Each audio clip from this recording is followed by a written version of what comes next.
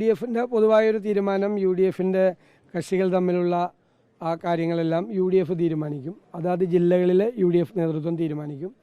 അതിനുള്ള മാനദണ്ഡം U D F സംസ്ഥാന നേതൃത്വം കൊടുക്കും.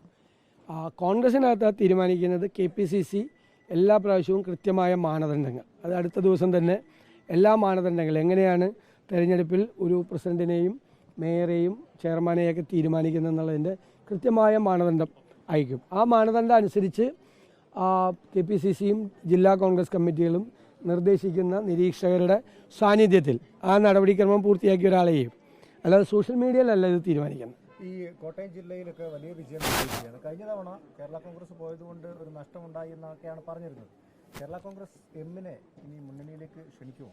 അല്ല, കേരളത്തിൽ ഞാനിപ്പോൾ തിരുവഞ്ചൂർ രാധാകൃഷ്ണൻ അദ്ദേഹം മുതിർന്ന നേതാവാണ്, കോട്ടയം ജില്ലയിലെ മാത്രമല്ല സംസ്ഥാനത്തെ. അദ്ദേഹത്തോട് ഞാൻ പറഞ്ഞു, ഏറ്റവും മികച്ച ഒരു രാഷ്ട്രീയ വിജയം ഉണ്ടായ ഒരു ജില്ല കോട്ടയത്താണ്. ഞാൻ കോട്ടയത്തെ ജനങ്ങളോട് പ്രത്യേകമായ നന്ദി പറയുന്നു. പിന്നെ UDFൽ ആരുമായിട്ടിപ്പോൾ നമ്മൾ ചർച്ചയൊന്നും നടക്കുന്നില്ല. ഞാൻ ഒരു കാര്യം പറയാം, UDFൻ്റെ അടിത്തറ അടുത്ത തെരഞ്ഞെടുപ്പാകുമ്പോൾ ഒന്നും കൂടി വിപുലീകരിക്കും. നിങ്ങളോട് ഞാൻ നേരത്തെ പറഞ്ഞിരുന്നു, UDF എന്ന് പറഞ്ഞാൽ കുറേ രാഷ്ട്രീയ പാർട്ടികളുടെ ഒരു മുന്നണി മാത്രമല്ല. നിങ്ങളങ്ങനെ കാണരുത് UDFനെ. നിങ്ങളങ്ങനെ കണ്ടതുകൊണ്ടാണ് പലരും അതിനെ ചെറുതായി കണ്ടത്. അതിൻ്റെ അപ്പുറത്തുള്ള ഒരു വലിയ പൊളിറ്റിക്കൽ പ്ലാറ്റ്ഫോമാണ്. മുന്നണി രാഷ്ട്രീയത്തിന് പുതിയ മാനങ്ങൾ നൽകുന്ന ഒരു പുതിയ പൊളിറ്റിക്കൽ ബ്രോഡറായിട്ടുള്ള വളരെ വിപുലമായ ഒരു പൊളിറ്റിക്കൽ പ്ലാറ്റ്ഫോമും കൂടിയായി UDF മാറുകയാണ്. അപ്പോഴാണ് 2-2 4 പലപ്പോഴും കണക്ക് കൂട്ടുമ്പോൾ.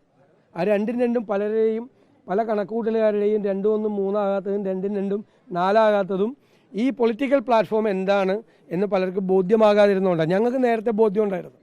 അതുകൊണ്ടാണ് ഞങ്ങൾ വിവിധ തെരഞ്ഞെടുപ്പുകളിൽ വലിയ വിജയങ്ങൾ ഞങ്ങൾ നേടിയത്.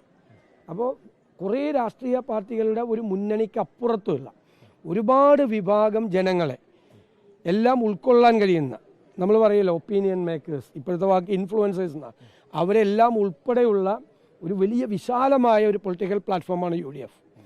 അതിപ്പോൾ ഉള്ള നിലയിൽ നിന്ന് ഒരുപാട് അതിൻ്റെ അടിത്തറ വിപുലീകരിച്ച് കുറേ കൂടെ ശക്തമായി UDF ആയിരിക്കും നിയമസഭാ തെരഞ്ഞെടുപ്പിനെ നേരിടുന്നത്. അത് ഞാൻ അങ്ങനെ അല്ല, ഞങ്ങൾ ആരെയും പിന്നാലെ നടക്കുകയോ ക്ഷണിക്കുകയോ ചർച്ച ചെയ്യുകയോ ഒന്നും ചെയ്തിട്ടില്ല. അതങ്ങനെ ആരും അഭിപ്രായ പ്രകടനം അങ്ങനെ നടത്തേണ്ട ആവശ്യമില്ല, നമ്മളങ്ങനെ ചെയ്തിട്ടുമില്ല. പിന്നെ അതൊക്കെ പൊളിറ്റിക്കലായിട്ടുള്ള തീരുമാനങ്ങളാണ്. അത് തീരുമാനം എടുക്കേണ്ട കോമ്പിറ്റൻ്റ് ആയിട്ടുള്ള ബോഡി ഏതാണ്? ഇപ്പോൾ കോൺഗ്രസിലേക്ക് ഒരാളെ കൊണ്ടുവരാൻ KPCC ആണ് തീരുമാനിക്കേണ്ടത്. UDFലേക്ക് ആളുകളെ കൊണ്ടുവരേണ്ടത് UDF നേതൃത്വമാണ് തീരുമാനിക്കേണ്ടത്, എല്ലാവരും കൂടി കൂടിയാണ്. അതൊക്കെ അതിൻ്റെ സമയാസമയങ്ങളിൽ ഉചിതമായ സമയത്ത് തീരുമാനങ്ങൾ എടുക്കാൻ പറ്റുന്ന നേതൃത്വമുണ്ട്, കൂടിയാലോചനകളുണ്ട്, കൂട്ടായ നേതൃത്വമുണ്ട്.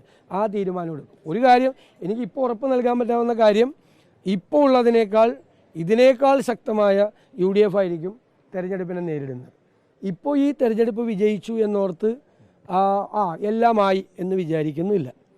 ആ തെരഞ്ഞെടുപ്പ് ജയിക്കാൻ, അടുത്ത തെരഞ്ഞെടുപ്പ് ചെയ്യാൻ ഇതിനേക്കാൾ കഠിനാധ്വാനം നടത്തണം. കാരണം നമ്മൾ ആഗ്രഹിക്കുന്ന സീറ്റുകളുടെ എണ്ണത്തിലെത്തിക്കാൻ, ഞങ്ങൾ ആഗ്രഹിക്കുന്ന സീറ്റുകളുടെ എണ്ണം ഉണ്ടല്ലോ, ഞാൻ പറയണ്ടല്ലോ, അതിലെത്തിക്കാനുള്ള കഠിനാധ്വാനം നന്നായിട്ട് അധ്വാനിക്കും. അത് പാർട്ടിയുടെ നേതാക്കന്മാരും പ്രവർത്തകരും. ഈ തെരഞ്ഞെടുപ്പിലെ വിജയത്തിൻ്റെ കാര്യം എന്താ?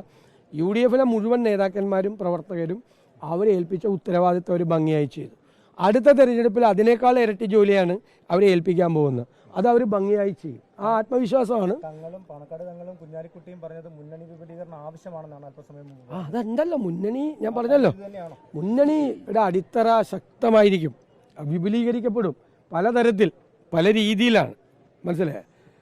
അതിപ്പോൾ അത് ചിലപ്പോൾ LDFലെ ഘടകകക്ഷികളുണ്ടാവും, NDAയിലെ ഘടകകക്ഷികളുണ്ടാവും, ഇതിലൊന്നും പെടാത്ത വേറൊരു പൊതുസമൂഹത്തിൽപ്പെട്ട പലരും ഉണ്ടാവും.